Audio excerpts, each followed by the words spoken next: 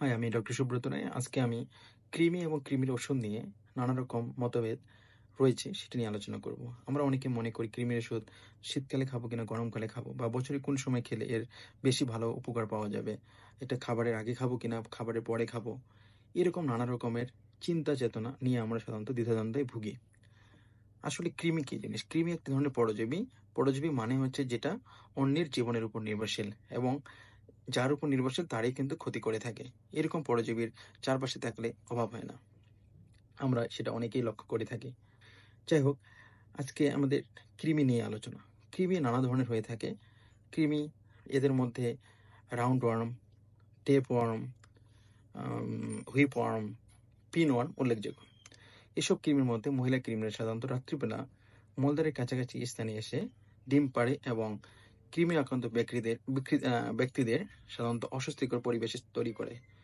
ওই জায়গায় প্রচণ্ড রকম চুলকানি তৈরি হয়। বাচ্চাদের বেলাও কিন্তু দেখা যায় রাতের বেলা ঘুম থেকে হঠাৎ করে ঘুম ভেঙে এবং সেই মলদ্বারের জায়গায় এসে তারা কিন্তু চুলকোতে থাকে। এখন অনেক সময় চুলকানোর সময় এটা আঙ্গুলের ডগায় কৃমির ডিম যেহেতু খুবই ক্ষুদ্র, এটা খালি চোখে দেখা যায় না। সাধারণত মাইক্রোস্কোপি এক্সামিনেশনের মাধ্যমে এটা শনাক্ত করা হয়। সেক্ষেত্রে এটা আঙ্গুলের ডগায় বা নখের চিপায় যদি চলে যায়, সেক্ষেত্রে আমরা দেখতে পাই না এবং কোনো কারণে এটা ফিকো ওরাল রুট, যাকে আমরা বলি মুখ এবং মলদ্বার দ্বারাই কিন্তু কৃমি সাধারণত আমাদের শরীরে প্রবেশ করতে পারে। এছাড়া বিছানার চাদরেও কিন্তু কৃমির যদি ডিম পড়ে থাকে, সেই ক্ষেত্রে হয়তোবা হাতের সংস্পর্শে প্রথমে গেল, তারপর হচ্ছে মুখের কন্ট্যাক্ট হলো, ইত্যাদি নানা উপায়ে কিন্তু আমাদের শরীরে কৃমি প্রবেশ করতে পারে। এছাড়া আমরা খালি পায়ে যত্রসত্র যদি হাঁটাহাঁটি করি, সেখানেও কিন্তু কৃমির লার্ভা পড়ে থাকলে সেটা কিন্তু আমাদের শরীরে চলে যেতে পারে। বাজার থেকে আমরা শাকসবজি কিনে আনলাম, সেটা যদি আমরা প্রপার ওয়েতে পরিষ্কার না করি, ইভেন আমরা রান্না করার সময় যদি প্রপার টেম্পারেচার মেনটেন না করি, সেক্ষেত্রেও কিন্তু কৃমি আমাদের শরীরে কিন্তু যেতে পারে। এছাড়া উন্নত কান্ট্রিতে যাদের যে ক্ষেত্রে অ্যানাল সেক্স বা সেক্সুয়াল কন্ট্যাক্টের মাধ্যমে কিন্তু কৃমি ছড়িয়ে যেতে পারে। ইত্যাদি উপায়ে সাধারণত কৃমি আমাদের শরীরে চলে যায়। কৃমি হলে আমরা কিভাবে বুঝবো? কিছু কৃমি রয়েছে যেটা আমরা পায়খানার পর চালের দানার মতো বা কিছু সামান্য অংশ চোখে পড়ে। যেমন আমরা যদি রান্না করা, বিশেষ করে মাংস যদি আমরা কম হিটে রান্না করি, সেক্ষেত্রে এসব কৃমি সাধারণত বেশি হয়। পেটের মধ্যে কৃমি থাকলে যেহেতু এটা খালি চোখে দেখা যায় না, তবে নানা রকম সমস্যা আকারে আমাদের শরীরে প্রকাশ করে। তার মধ্যে চুলকুনি, মলদ্বারের আশেপাশে স্থানে চুলকুনি, পেটে ব্যথা, হজমের সমস্যা, খিদে কম পাওয়া বা ক্ষুধামন্দ হওয়া, ওজন কমে যাওয়া এবং অ্যানিমিয়া বা রক্ত স্বল্পতা হতে পারে। কৃমি হলে আমাদের করণীয় কি? কৃমি হলে আমরা চিকিৎসকের পরামর্শ অনুযায়ী কৃমিনাশক ওষুধ খাবো। সাধারণত 11 থেকে 16 কেজির বাচ্চাদের আমরা পাইরেন্টাল পাইমাইড দিয়ে থাকি হাফ চামচ, এবং যাদের ওজন 16 থেকে 28 কেজির মধ্যে তাদেরকে 1 চামচ দেওয়া হয়। এছাড়া 3 থেকে 5 বছরের বাচ্চাদের ক্ষেত্রে আমরা অ্যালবেন্ডাজল অথবা অ্যালবেন্ডাজল ওষুধ দিয়ে থাকি।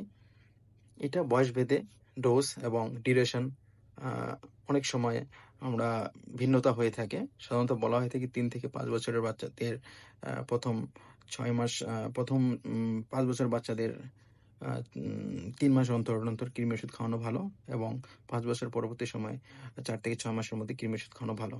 তবে কৃমি ওষুধ খাওয়ানোর ক্ষেত্রে আমি যেটা বলব সেটা হচ্ছে যে পরিবারের সকল সদস্যকে একসাথে ওষুধ খাওয়াইতে পারলে সেটা বেশি বেনিফিট পাওয়া যাবে এবং যেখানে লার্জ কমিউনিটি এরিয়া, বিশেষ করে স্কুল, কলেজ বা কর্মক্ষেত্রে যদি আমরা একযোগে এই অ্যান্টি হেলমিন্থিক প্রোগ্রাম বা এই উদ্যোগটা নিতে পারি, সেক্ষেত্রে কৃমির কিন্তু প্রবলেমটা অনেকটাই সলভ করা সম্ভব।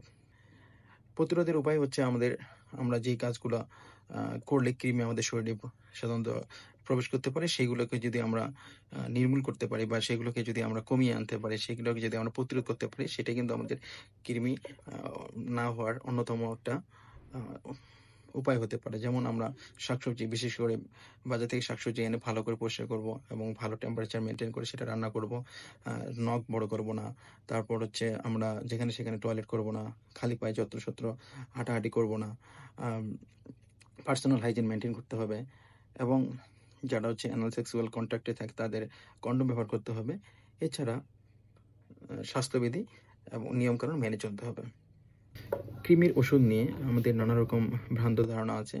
কৃমির ওষুধ যেকোনো সময়ই খাওয়া যায়, তবে ভরা পেটে চর্বিজাত খাবার খাওয়ার পর যদি আমরা খাই, তাহলে এর অ্যাবজর্পশন বা শোষণ করার ক্ষমতাটা অনেক বেশি ভালো হয়। এর ফলে কৃমি নাশকতা বা কৃমি নাশ করার যে ক্ষমতা, এর পরিমাণটা বেড়ে যায়।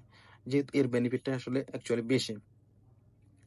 তবে মাথায় রাখতে হবে পরিবারের সকল সদস্য মিলে খেলে এর বেনিফিটটা কিন্তু আরো বেশি পাওয়া যাবে।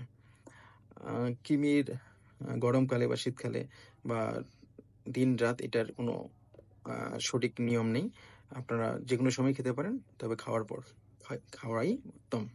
কৃমির ওষুধ খেলে অনেক সময় কিছু সাইড ইফেক্ট দেখা দিতে পারে। যেমন পেটে ব্যথা, বমি ভাব অথবা আ শরীরে র্যাশ উঠতে পারে। তবে এটা অতটা মানে ভয়ংকর বা বিপজ্জনক কিছু নয়। এটা এমনিতেই সেরে যাবে। ভয় পাওয়ার কিছু নেই এতে। সাধারণত গর্ভবতী মহিলারা এবং যাদের ডায়রিয়া আ রয়েছে তাদের ওই সময় কৃমির ওষুধ না খাওয়াই ভালো। আর ১ বছরের নিচে বাচ্চাদের অবশ্যই চিকিৎসকের পরামর্শ ব্যতীত সাধারণত কৃমির ওষুধ না দেওয়াই ভালো। অবশ্যই পরিশেষে বলতে চাই, কৃমি যেহেতু খুবই বাংলাদেশের ওয়েদার, আমাদের ওয়ার্ম এবং হিউমিড ওয়েদার, এইসব ওয়েদারে সাধারণত কৃমিটা বেশি হয়ে থাকে। সেক্ষেত্রে অবশ্যই চিকিৎসকের পরামর্শ অনুযায়ী কৃমির ওষুধ সেবন করাই অতি উত্তম।